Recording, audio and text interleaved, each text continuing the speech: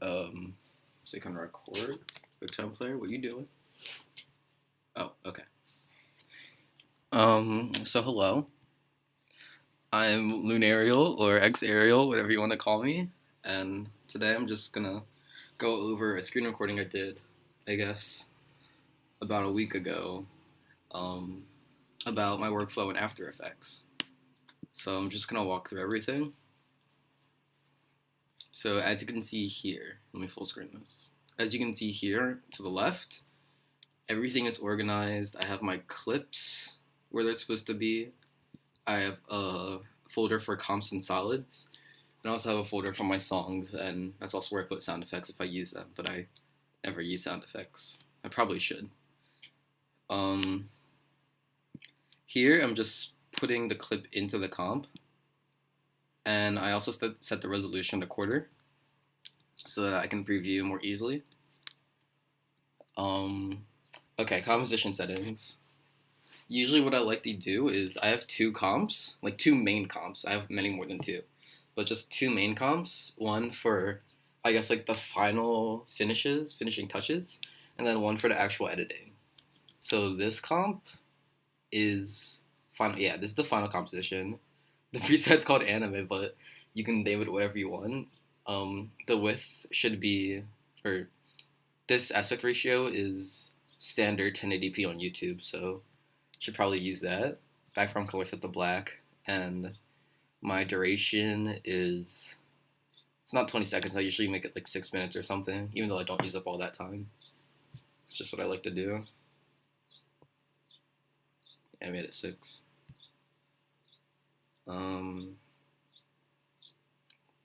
So this is just, yeah, you need to check motion blur. This little thing here, this enables motion blur for the entire composition. So, and also this motion blur, it doesn't affect the actual video, but like it affects animation. So if you do like keyframes with scale or rotation, this motion blur will affect that, but on the actual gameplay, it won't do that. That's why you have to use RSMB and stuff to get that to work. And you check it here, and you also need to check it here to the side.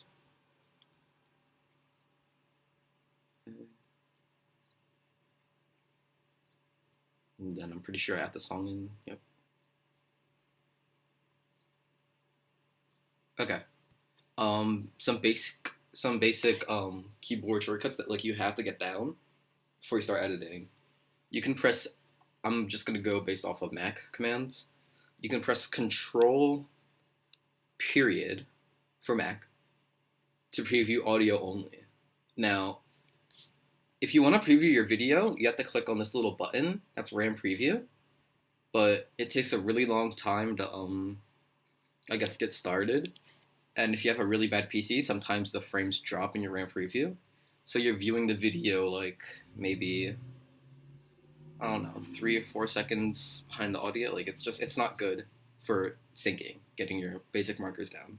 So you want to use Control period to play just the audio. But we'll get into that a little bit more later. You can also press I to go from wherever your cursor is or marker is to the front of the clip, or layer, sorry, that you have selected. And then you can press O to go to the end of it, as I did here.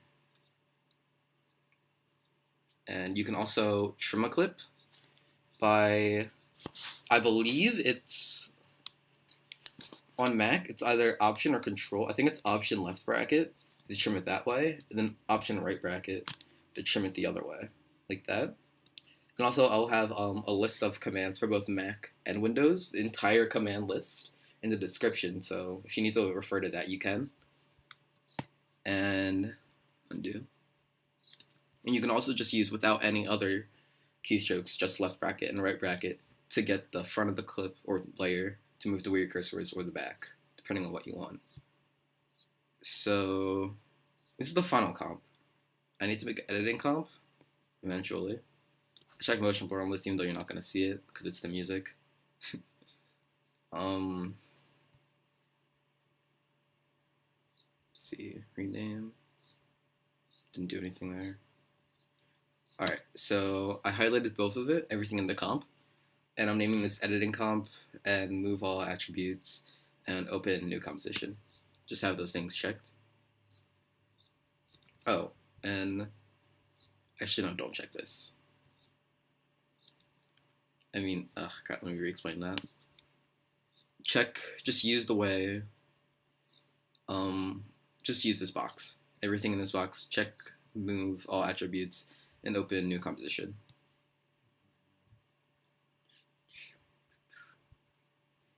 Okay, so now we have our editing comp and our final comp. This is where we're gonna add black bars, color correction, and motion blur, and sometimes shake if we need to, or wiggle expression. Motion blur for that is already checked because we did that before.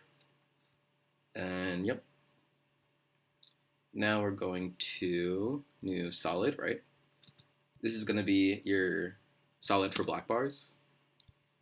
So just name it whatever you want to. Make sure the aspect ratio, the width and height, make sure that it's the same as your comp, or else it'll look really weird.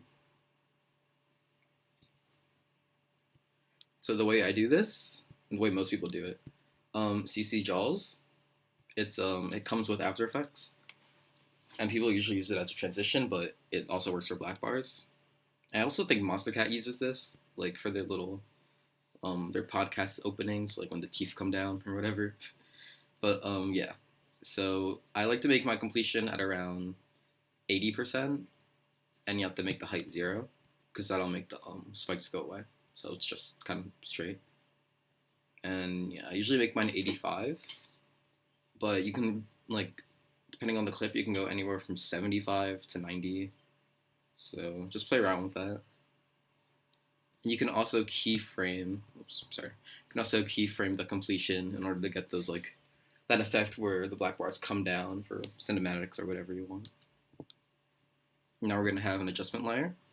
It's going to be for color correction, and I guess I'll just walk through what I do for color correction. Magic Bullet Looks, obviously, this is a plugin that you have to wink wink buy. By that I mean download off of YouTube. But yeah, anyway, drag it onto your adjustment layer in the final comp. Remember, we're doing all this in the final comp. And yeah, this is just how I do color correction. I have all these presets from past projects. Yeah, but I'm just gonna make a new one. So at least what it did in the video. Exposure, I'll just walk through it. So exposure, I usually like to put this up really high at the beginning, but I usually get rid of it later. Then contrast, put that. Just how I do this, right? I drag in these things, but I click on the thing and then I drag it left or right depending on how much I want. And like a really good tip, don't look at the numbers at all when you do this, because it'll like really fuck you up. Because you'll be thinking like, oh, I want it to look this way, but you're gonna try and use the numbers to make it look that way instead of the actual image. Look at that image while you're doing this. And sometimes it even turns out that like you move it up and down, and then like you realize you put it at 99%, and you're like, this looks so much better, when really it doesn't. But like, it makes a small difference. Like, just all I'm saying is, don't look at the numbers. Look at the actual thing.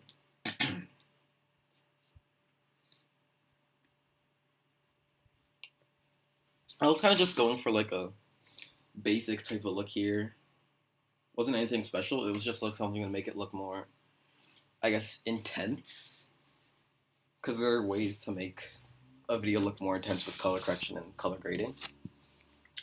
This right here is color grading. Or, no, this is color correction, sorry. Let me explain the difference. Color correction is when you correct your colors to make them look the way they're supposed to look. Like in some, I guess in, what's it called? In some images, like people would say, oh, this green does not look right. This is kind of shitty. So they use color correction to make the green look more green and less blue, bluish, purplish, or whatever that is. And color grading is when you change a color completely to make it kind of fit a theme. So there's this popular thing that people do. They color grade all the colors except red, so that they're just washed out and completely gray. They have no saturation. And that gives the movie or image kind of like, not vampire, but gives it a kind of like a red, dark type of feel. And that's color grading, because you're not really correcting the colors, you're just changing colors to fit your mood. Tip, always add diffusion, because it looks amazing. I'll speed this up a little bit. That's what I have so far. Then spot exposure and not grad exposure. They're really good tools to make your image look cleaner. And once I have all this, I kind of just get rid of exposure. Maybe I'll keep it for now. But I like to play around with it. That's what I have so far.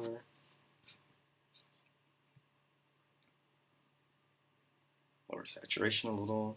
Oh, and curves is very important. It's like a nice way to add.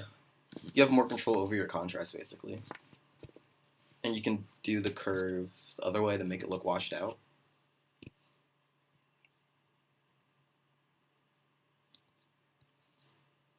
Keep adjusting it.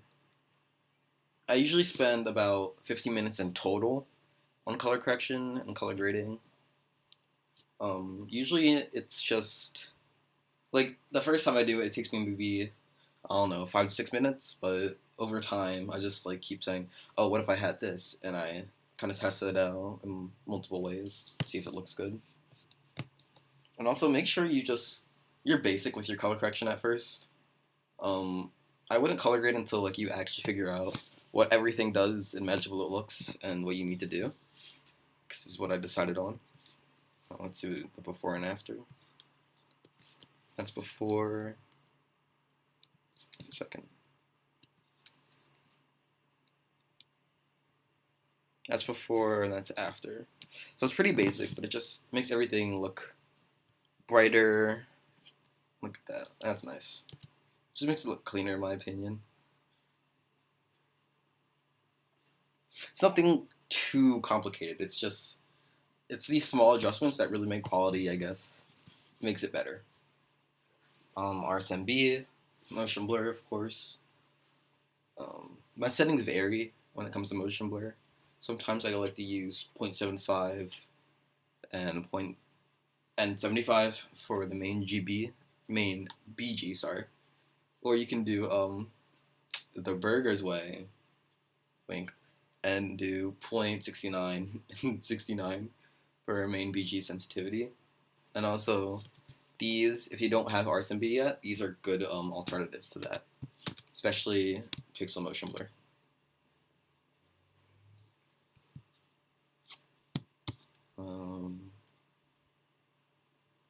Here I was just looking to see how it looks with motion blur. See the blurriness there. Makes everything look smoother. Even in 60 FPS clips, I still think it makes things look slightly smoother. Okay.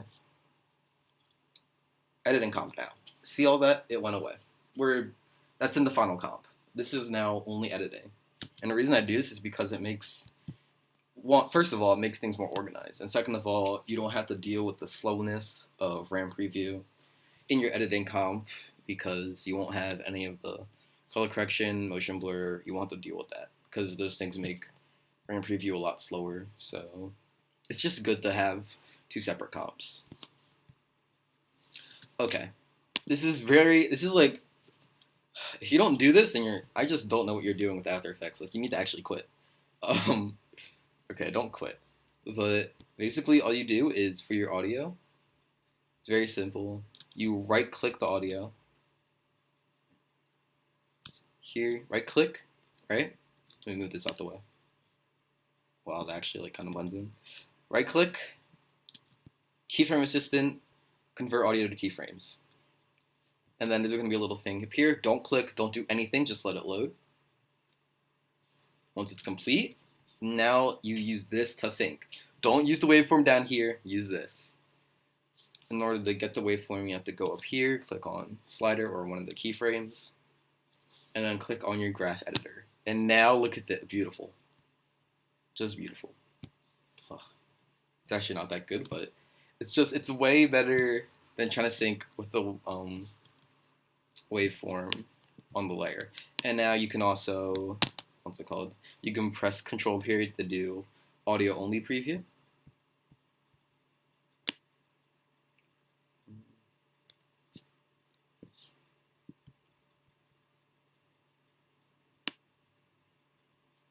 Okay, so here,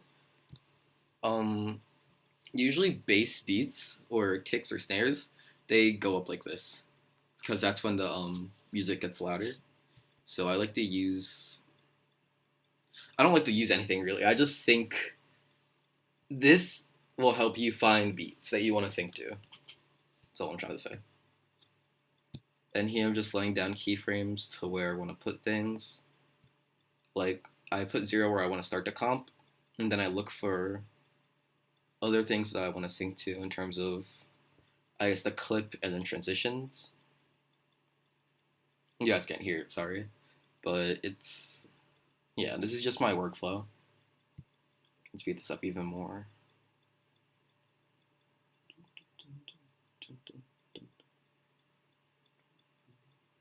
And there. Now we have these keyframes. It's what we're going to sync to. And on your keyboard, you can press this for Windows and Mac. You can press B to move the timeline composition to where your current marker is. And you can also use N to bring the end of it to where your marker is. So B there. And then you should also do the same for your final comp without moving your marker so that it's all kind of synced up. Then go to the end where your stuff is. And just find a nice little spot where you want to end it and press N on the keyboard and do it for the same, do the same thing in your final comp. Okay. So now we have our little workspace. No, still neat. It's not too complicated yet. We're still easy. We're not doing anything complicated.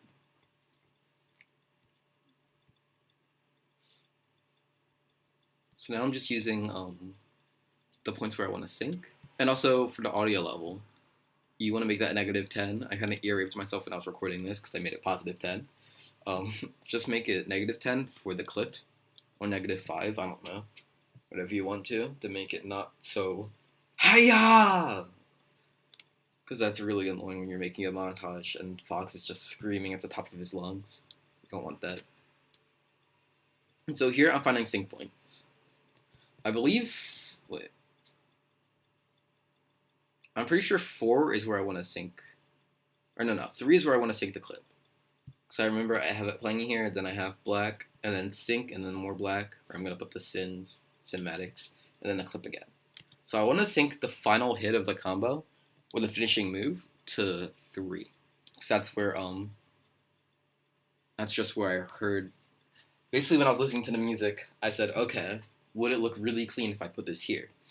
So I put a marker there, and now I'm syncing to that. This is basic stuff. Like, even if you use SV, you should be able to do this. I honestly shouldn't have to cover it like as much as I am. But for Mac, it's Control-Shift-D. On Windows, on Mac, it's Command-Shift-D. On Windows, it's Control-Shift-D. And that's how you split a clip. And then I just did this to make it look clean. Basically what's going to happen is it's going to play, and then it's going to go to black, then it's going to play again. Usually in the black I have cinematics that are not recorded by me because I don't have a capture card still. Or I do, but it's broken, but yeah. So now I'm just frame previewing to make sure everything syncs up pretty well. And it does. As you can see here, my frames were dropping a lot. The black, however, it really made my frames come back together. Like here, it was really slow, and then the black allowed it to catch up so that it would sync. You can also skip one frame, which will make it render in. It'll just basically skip a frame after every frame, and it'll also help your frame preview stay kind of constant and not mess up or skip.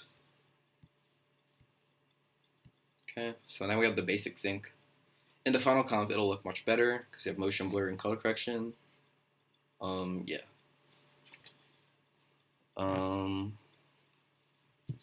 We have more black here because I'm going to add cinematics there later. And now I just use another clip, drag it in, do the basic syncing. Final comp, it looks much better. Opacity, this is just a standard fade out. You have 2 keyframes here, and I should have checked motion blur for on this layer. But you have 2 keyframes, one where you want it to start, one where you want it to end. And you make the last one 0%, so it fades from 100% opacity down to 0.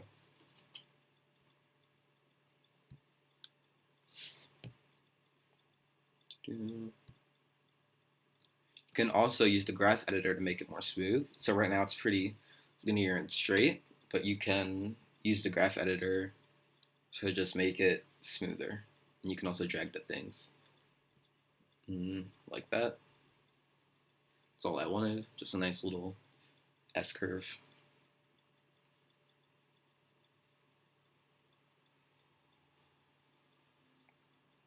Audio levels. You want to keyframe it. I just made a -10 so that it was also quiet like the first one. And you want to keyframe the audio levels too along with your fade out so that it doesn't keep, so that the I guess the audio isn't as loud as the video is fading out. Basic stuff, graph editor.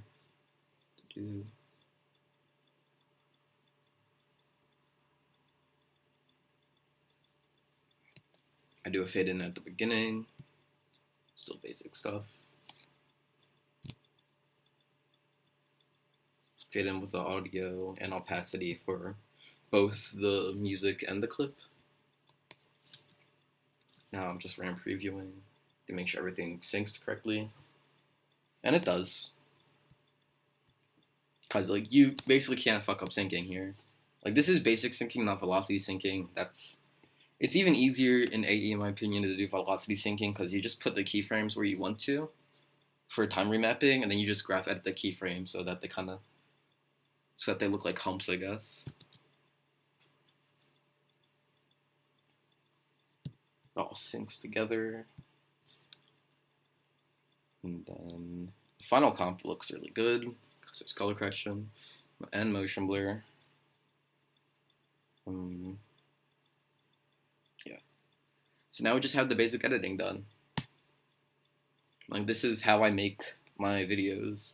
I guess other people have different workflows. They might be similar, but they're completely different. So don't just take everything. Like this isn't the only way to do things.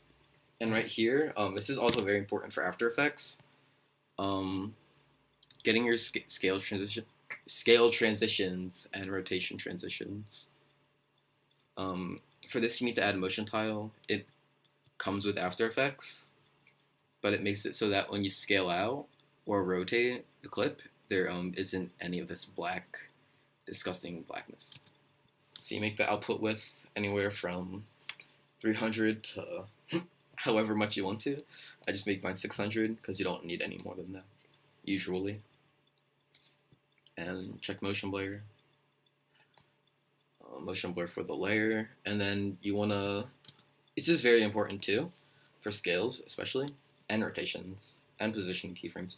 Any type of transition in After Effects that involves keyframes, you need to graph edit it. And this is the reason why SV isn't as good as AE, because AE has this sweet ass graph editor and SV doesn't. That's basically, I don't even know how to explain it.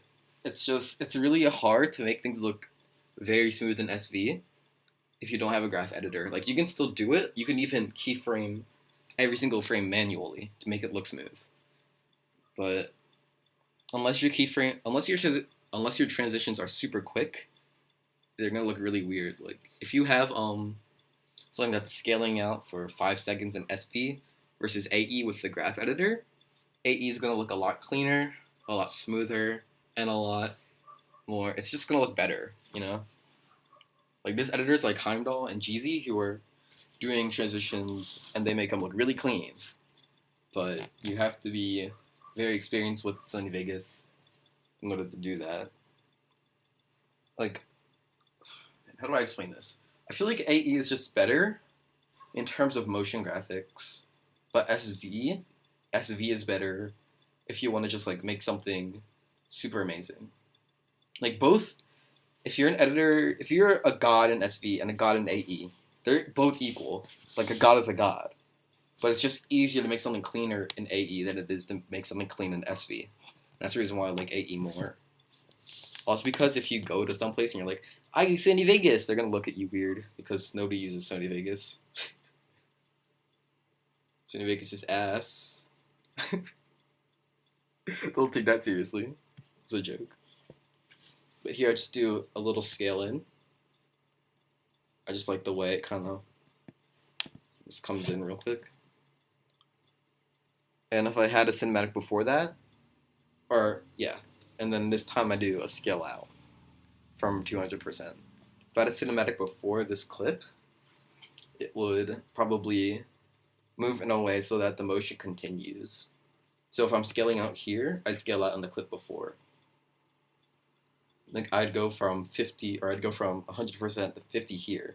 Then the next clip I'd go from 200 to 100 to make it look smooth and just create an overall nice transition. This is like the most basic way to do a scale transition though. Please elaborate. Add maybe some type of distortion effect. Just add something. It looks really basic when you just do this. It's clean, but it's basic. Wow, 27 minutes left? Really? What am I doing? What am I doing in all this time? We're in preview, I guess. Did it again.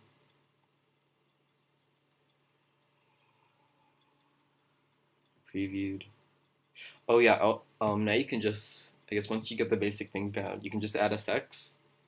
And here I was experimenting with scale and a scale pump and exposure. I always add trap code shine because I think it's amazing and I love it so much because it looks beautiful. And yeah.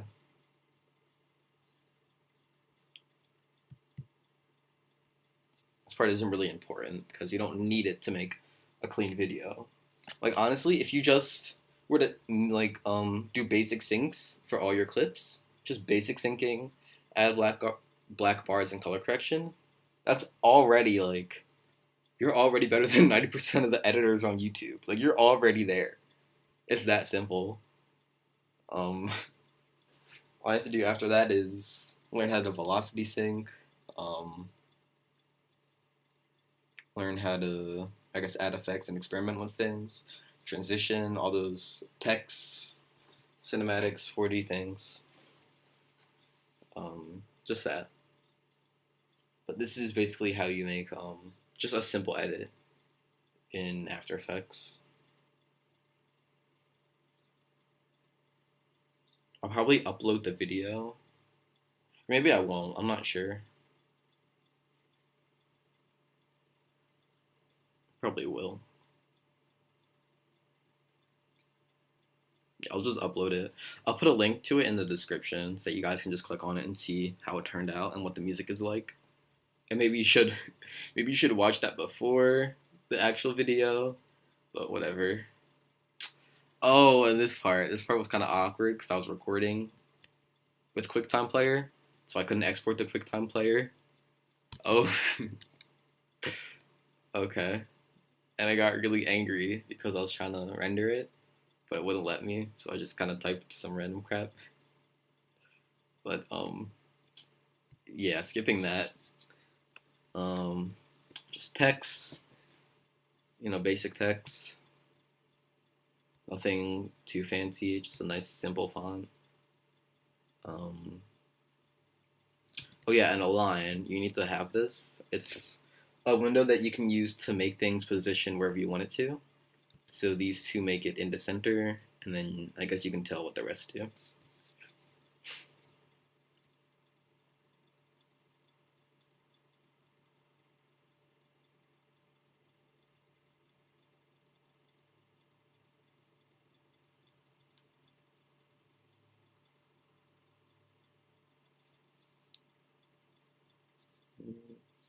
I just do some keyframes now to make it look smoother. Yep. Do scale, rotation, I graph edited.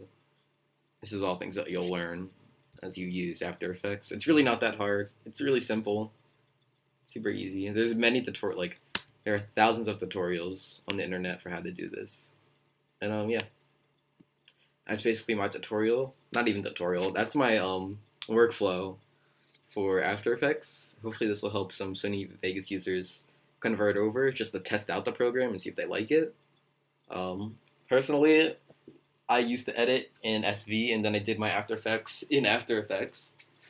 But then I tried out one After Effects edit all by After Effects. My first Smash video for that was Anywhere. My first actual edit only in After Effects was called Sins. It's on my AMV channel. It was cringy as fuck. Yeah. Well, anyway, I hope you enjoyed. I hope this helps you. Yeah, peace.